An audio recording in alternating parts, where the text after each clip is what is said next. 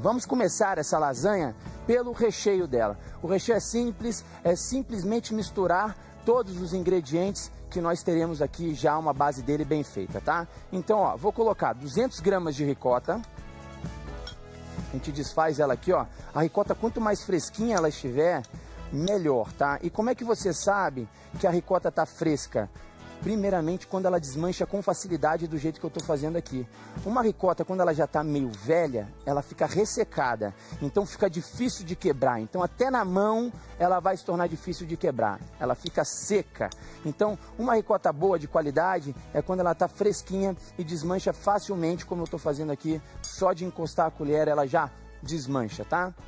Junto com essa ricota, para dar cremosidade, eu vou colocar aqui 200 gramas também, hein, de queijo mussarela. São 200 gramas de ricota, 200 gramas de queijo mussarela. Vou colocar uma pitada de orégano. Pega o caderninho, vamos anotar a receita, porque essa é uma receita que eu fiz especialmente para vocês, focada no faça e venda. Você vai aprender como produzir ela do zero e depois vendê-la com essa aparência maravilhosa. Se você tiver um restaurante, também pode ser uma receita legal para servir para o cliente de vocês, tá? Vou colocar também aqui um pouquinho de páprica. Aí você tá vendo, ó, orégano e páprica. Isso aqui é para dar tempero.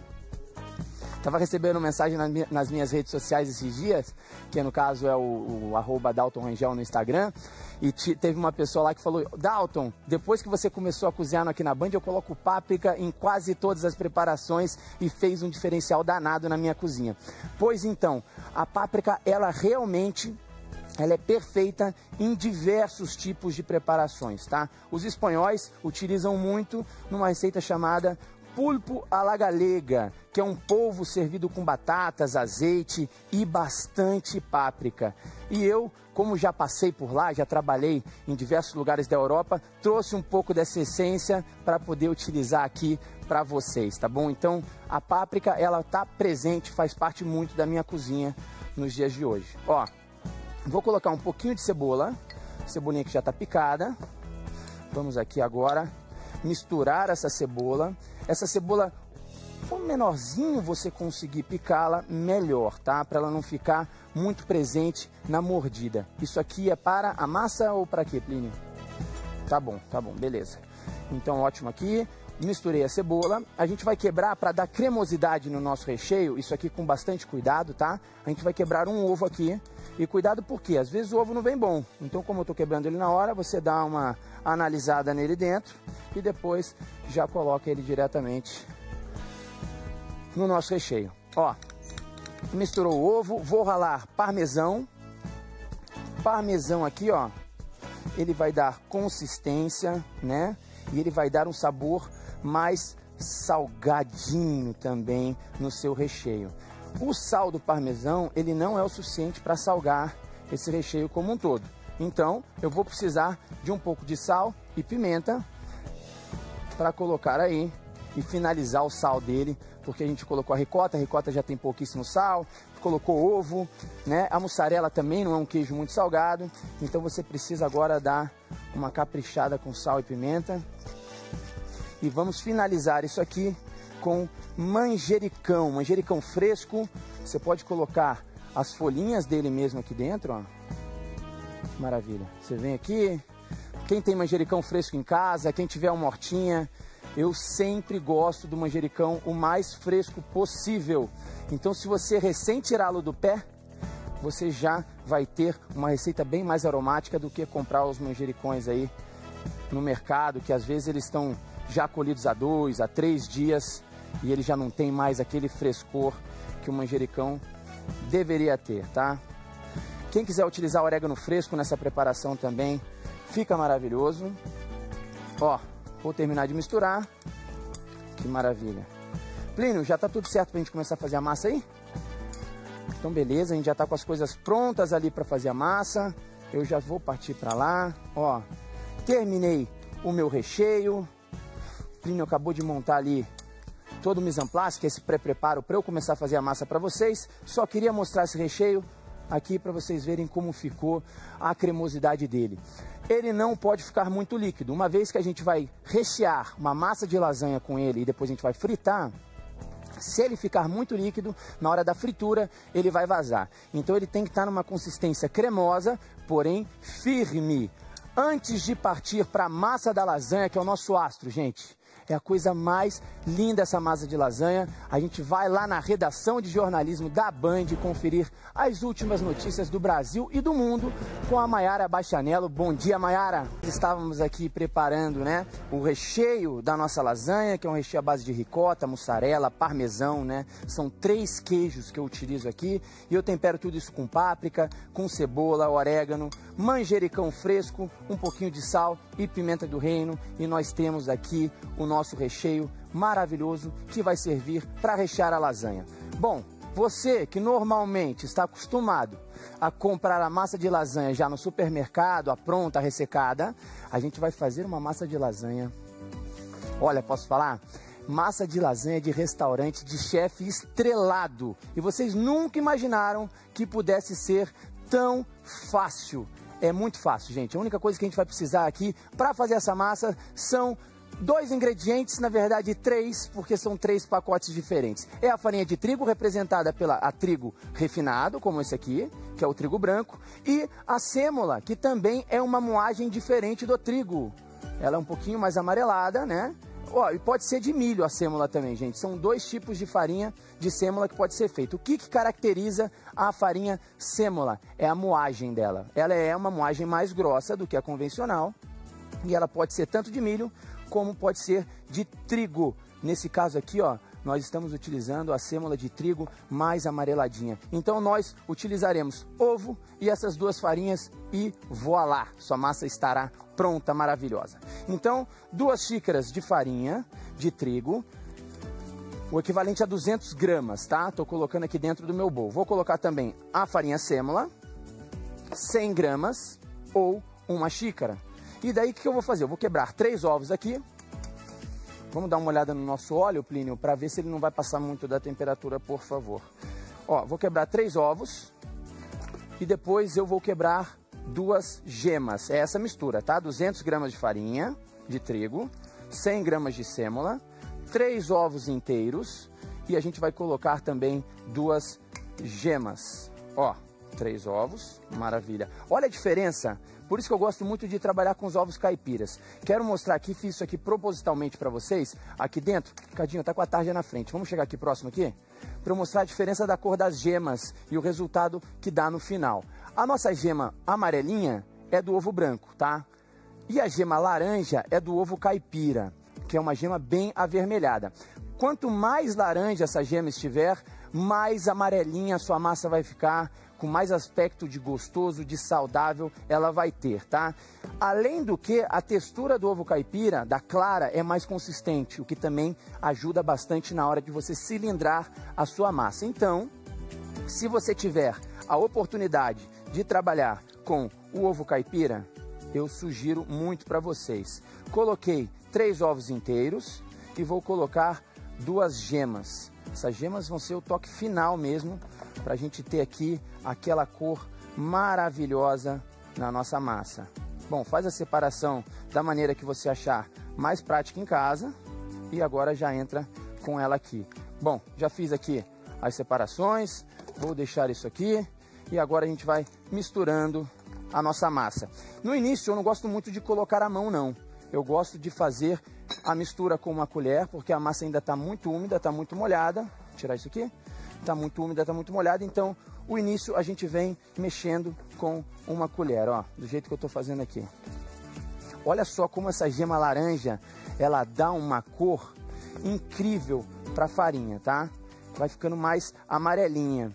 Você que não tem o ovo caipira e vai resolver fazer essa massa hoje, massa de lasanha, pode utilizar o ovo convencional e se você quiser dar esse aspecto mais... Eu vou sair daqui para você fixar a tábua para mim, tá, Plínio? Vou para cá, tá? Para você quiser dar esse aspecto mais amarelado nela, você pode colocar o açafrão da terra ou você pode colocar a cúrcuma, que vai dar uma amareladinha nela também. Ela vai ficar com um aspecto, com uma cor bem bonitinha. Então esse é um truque que eu estou passando para vocês, caso vocês não tenham o ovo caipira, colocar um pouquinho de cúrcuma aqui na preparação dessa massa, que ela vai ficar mais amarelinha. Ó, uma vez que você sentiu que já secou um pouquinho, o que eu sugiro? Vem com a mão agora, já está mais sequinho, então a gente vai colocar aqui a mão nesse momento e já vamos incorporando todos os ingredientes na massa. Você vê que no início fica um pouco de farinha no fundo, mas a umidade dos ovos já vai começar a puxar essa farinha e ó, a gente vai ter a nossa massa de lasanha, que também pode ser utilizada para fazer o talharim, viu, gente? Eu tô falando da lasanha, que é o nosso primeiro prato, mas a gente faz um talharim, massa fresca. Olha só que coisa linda que fica esse cortezinho de talharim. Você pode fazer o tagliatelle, você pode fazer o espaguete. Essa base aqui é a base de massa fresca que você pode utilizar para qualquer corte que você quiser fazer lá na frente. Hoje nós estamos tratando aqui, pessoal, sobre Itália. Itália, que foi, querendo ou não, os imigrantes aí que trouxeram a gastronomia, que eu acredito que seja a gastronomia mais aceita pelo povo brasileiro. A gastronomia italiana foi realmente abraçada pelo brasileiro. A gente vai nessas cantinas italianas hoje em dia e sente como se fosse uma gastronomia nossa já. Tamanhas adaptações que nós fizemos na gastronomia italiana, de acordo com o tempo aí foi passando, né? Ó, o que eu tô fazendo aqui? Eu não tô sovando, não quero sovar, gente. Eu quero simplesmente agora deixar essa massa um pouquinho mais lisa. Porque se eu sovar, eu vou desenvolver o glúten. E desenvolver glúten você faz sempre que for fazer pão, fazer qualquer outro tipo de preparação que vai deixar a sua massa elástica. Para lasanha, a gente não quer uma massa elástica. Por isso que a gente não desenvolve o glúten dela, por isso que a gente não sova. A gente só une todos os ingredientes. Agora chegou o momento de cilindrar. Cilindrar é o seguinte, você tem um rolo de mão, ou você também tem esse como é que chama? Um equipamentinho aqui, que é um cilindro, né, que a gente utiliza para abrir as massas. Ontem, nas minhas redes sociais, inclusive está lá nos meus stories ainda, eu estava fazendo com outro tipo de cilindro, que é um cilindro de uma batedeira, funciona bem também. Restaurante tem aqueles cilindros enormes, que são os cilindros industriais, que também funciona. O importante é abrir a massa fininha, maravilhosa, e para isso você vai precisar agora, eu gosto de abrir a massa com a farinha sêmola, tá? Suja bem a sua bancada, joga um pouquinho de farinha na sua massa, vamos fazer a separação dela aqui, ó. E olha o que eu vou fazer. Vou começar a abrir inicialmente com a mão. Isso aqui vai facilitar agora na hora de nós cilindrarmos ela, tá? Então, abre inicialmente com a mão, vem dando uns apertinhos nela. E agora, na parte maior do cilindro, que eu tô aqui no 0, eu vou começar a passar essa massa por esse cilindro com paciência, tá? Cuidado. Esse aqui é um momento que você pode se divertir em casa. Esse cilindrar é o que vai garantir que sua massa fique lisinha. Plínio, vem cá, por favor. Segurar essa tábua aqui porque ela tá solta. Senão vai dificultar a minha vida na hora de cilindrar aqui. Ó, e toda vez que você for abrindo, o que a gente faz? A gente passa um pouquinho mais de sêmola nela, tá? Porque ela vai ficando úmida. E se você não quiser que ela grude no cilindro, você tem que sempre dar um banhozinho de farinha nela. Ó, já fui pro 1, tá? Comecei no 0, fui para o número 1. Agora eu vou continuar cilindrando essa massa. Qual que é o número que eu gosto normalmente, gente? Eu gosto de parar sempre no 5, no 6. Tudo vai depender da consistência e textura da sua massa. A gente vai sempre diminuindo, ó, e vem passando. Você vai vendo que ela vai esticando, ela vai virar uma massa bem grande e lisa. Os italianos gostam da massa quando ela fica praticamente translúcida. Então, ó, eu tenho um pouquinho de farinha aqui, vou passando farinha nela. Translúcida é aquela que você consegue ver praticamente do outro lado. Então, ela fica bem fininha, fica maravilhosa. Os italianos gostam assim.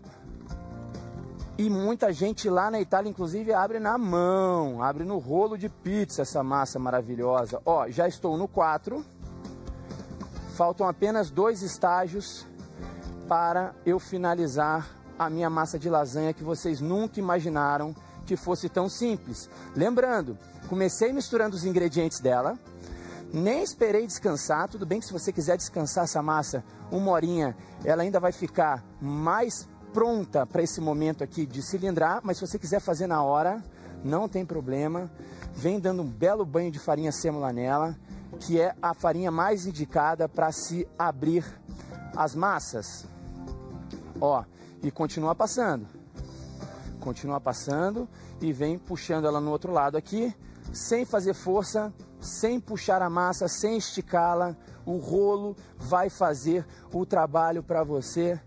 Ó, eu estou no estágio 5, estou indo para o meu último estágio de abertura da massa de lasanha, porque ela ainda não está transparentezinha. Ela fica quase, ela está quase como se fosse um papelzinho. Agora vamos mais um. Esse é o estágio mais complicado, mais delicado, que é o estágio 6. Então sugiro que você, ó, nesse momento tenha bastante atenção para não mascar a sua massa e perder todo o trabalho que você fez anteriormente. Ó, olha só, eu já consigo ver a tábua do outro lado através da massa. É isso que a gente está falando. É uma massa fininha, porém, gente, ela tem uma consistência, uma textura incrível. Olha o tamanho que ela ficou, olha como que ela rende. É isso aqui, ó. Temos a massa de lasanha feita na hora, especialmente para vocês. Essa massa pode fazer a lasanha, como a gente também vai fazer o talharim com ela, tá bom? O que você vai fazer aqui agora? Cortes. Vamos cortá-la, tá? Eu coloquei aqui um tamanho para fazer essa lasanha de 18 por 9, né? 18 por 9, ou você pode botar 20 por 10. O importante é fazer um retângulo bem bacana. Esse retângulo a gente vai jogar aqui numa água fervendo, simplesmente pra gente o quê? Pra gente dar uma pré-cozida nessa massa. Você não vai cozinhar ela por inteiro, ela vai ficar aqui segundos. Eu simplesmente vou dar uma pré-cozida nela, tá? Então essa água aqui, eu vou colocar as massas aqui dentro. Vou colocar umas duas para vocês verem como que a gente vai fazer a apresentação dela. Vou ter que pegar aqui com uma espátula, não sei. Vamos ver aqui. Ó. Então aqui, ó, eu bati ela rapidamente nessa água. Agora com essa espátula, ó, você viu que ela ficou aqui 10, 20 segundinhos, é só para cozinhar um pouco a farinha e ela firmar um pouco mais. Depois daqui, ó, vai ser muito difícil ela quebrar. Bom, passei pela água fervendo e já trago diretamente aqui numa água bem gelada. Se você for fazer uma produção muito grande, gente, sugiro que você coloque gelo nessa água. Se for pouca coisa, pode trabalhar com água gelada, que já funciona. Ó, bateu na água quente, bateu na água gelada, você vai sentir que ela vai ficar escorregadia, parece que passou um óleozinho, uma gordura nela. É isso que a gente quer, é esse ponto que a gente precisa, tá bom? Então agora o que eu vou fazer aqui, ó? Vou fazer o fechamento dela. Quero mostrar para vocês como que a gente faz. Fechamento dessa lasanha. E daí, eu quero já passar para vocês também que esse é o momento que, se caso você queira vender, a gente vai rechear, você vai empanar e depois a gente vai ter, falando empanamento, tá vindo o ovo, né, Plínio? Depois a gente vai empanar e a gente já poderia colocá-la empanada nos pacotinhos, unidades, né? Você pode dar 3 ou 4 unidades dela e você vende ela já empanada, só preparadinha para poder fritar na hora, tá? Então, ó, vou colocar aqui o recheio, que é um recheio de queijos que a gente acabou de fazer, temperado com cebola, com páprica, pimenta do reino, orégano, né? Ó, coloquei aqui no centro e agora a gente vem fazer o fechamento da nossa massa, como se fosse um envelope mesmo, ó. Fechei metade, deu aqui uma centralizada, vou colocar um pouquinho aqui em cima, ó, só para ajudar no fechamento da outra aba da minha massa, tá? Vim aqui, fechei a outra aba da massa, ó. Agora você dá só uma apertadinha nas extremidades, para que ela não vaze, uma apertadinha rápida. Isso aqui, gente, olha só o que a gente vai fazer, hein? Nós vamos empanar nesse momento. Para o empanamento, opa, você viu como ela fica escorregadia? Veio até aqui. Eu estou passando aqui numa mistura de ovo com um pouquinho de leite batido e já trago diretamente para uma mistura de farinha de rosca e parmesão. Parmesão vai deixar ela bonitinha, com aspecto maravilhoso, e é só o parmesão que pode fazer isso pra gente. A farinha de rosca em si, por ela ser muito raladinha, ó, que maravilha. Por ela ser muito moidinha, a farinha de rosca, ela não daria esse aspecto meio craquelado que eu gosto, né, nessa apresentação. Tenha certeza que você empanou bem todos os lados, ó, prende bem aqui, né, essas lateraisinhas. E agora, o que nós vamos fazer? Vamos levar para o óleo quente. Você que vai vender, esse seria o momento de colocar na embalagem e congelar as massas, tá bom? As porções. Já empanadinha, já pronta, congelada. Depois você vai tirar do congelador, dá uns 5, 10 minutinhos fora e vai fritar, como eu estou fazendo aqui nesse momento. Plínio, você fica de olho aí pra mim, enquanto eu fecho mais uma pra gente mostrar o resultado? Olha só, gente. Então, ó, eu tenho aqui, pra quem não acompanhou, maravilha. Eu vou botar mais uma massa aqui pra gente e vou rechear para vocês verem como que é esse processo. Estamos também aqui no estúdio com Mônica Simões, que vem sempre com muita novidade, que vem sempre com notícia boa. Mônica Simões, ela sempre eleva o nosso espírito aqui. E outra, hein? Tem curtido a gastronomia comigo aqui, né, Mônica? Gente, cumprimento de sempre. Claro, sempre. Gente, eu fico ali no aquecimento, a gente fica assim, ó, igual jogador de futebol, para entrar, sentindo o cheirinho. Ai, Dalton, qualquer dia você me mata. Mas já aprendi, gente. Eu não tomo mais café da manhã desde a semana passada. Nossa senhora, então você tá pronta para comer mesmo. Só vim aqui para comer. Mentira, gente. Mônica, te chamei aqui para dentro da cozinha, porque, enfim, estávamos falando sobre agora no VT, sobre remédios e alimentação, uma maneira que é bem complicada. Às vezes o remédio ele se inativa por causa do ingrediente que você está comendo. E trouxe aqui, então, para você sentir um pouco mais esse cheiro maravilhoso. Gente, esse chefe quer me matar, né? Já que Olha. Olha que coisa boa. Ó, tô terminando de fritar a nossa lasanha. Dá uma olhada como é que ela fica. Gente, deve estar crocante demais, hein? Dentro, Mônica, o que nós temos? Todo aquele queijo, né? São 3 tipos de queijo, a ricota, o parmesão. Aquele do comecinho, né? E a mussarela, que eu fiz lá no comecinho. Então esse queijo ele já aqueceu. Então dentro ele tá cremosinho, tá gostoso. E eu tenho aqui já a nossa tábua para fazer a finalização. Você quer fazer comigo? Olha, eu topo, hein? Eu topo fazer essa finalização. Diretora, posso seguir com ele aqui, fazendo a finalização? Finalização ou não? Ó, deixa eu pegar aqui uma faquinha. Então, vamos lá. Pode? Ela deixou? Contigo. Pô, que bom. Deixou. Tem uma faquinha pra mim aí pra eu cortar? Temos? Boa, obrigado.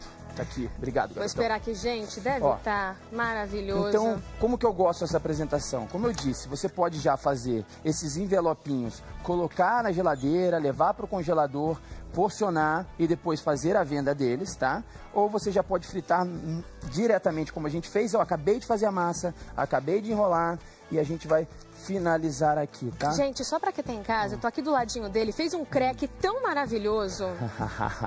Não tá bonito isso aqui? Ó, eu vou fazer mais um, hein? Ó. Ó. Ai, ai, ai. Ó, Mônica, aí a gente vai botar aqui num prato. Eu coloco sempre essa parte do recheio, ó, que eu quero mostrar pra vocês. Olha só. Ó, essa parte do recheio, olha como é que tá cremosinha aqui dentro. Ó, ó. Então eu coloco ela pra baixo, né? E daqui a gente vem finalizando com um pouquinho do molho de tomate, que nós faremos já já. Esse molho de tomate eu vou ensinar como fazer. É um molho de tomate diferenciado. Eu asso os tomates. Então, é um molho de tomate assado. Ele é mais doce, ele é um pouquinho mais consistente, tá? E, ó, a gente finaliza ele com um pouquinho desse queijo parmesão. Olha, gente, só pegando o gancho aqui do chefe Dalton. Ai, olha que maravilha. Ele falou de glúten, a gente tá falando aqui de uma comida, né, um pouco mais gordurosa. Sim. E nessa quarentena, como o povo diz, tem muita gente pisando na jaca. Hoje eu vou pisar total na jaca. Quero nem saber. Mas é normal, né, gente? Nesse período tão difícil. O pessoal tá em casa, come um pouquinho mais. E você que tá em casa, no sofá, assistindo a gente, fique de olho. Porque existem alguns alimentos que podem prejudicar a sua saúde. Vamos rever uma reportagem do nosso amigo João Paulo Vergueiro sobre intolerância ao glúten. Problema que está aumentando no Brasil e provoca doença celíaca, gente, que não tem cura, mas tem tratamento. Vamos entender mais? Roda aí. Ai, que tristeza. Imagina ficar sem comer pão, sem comer queijo, sem comer massa.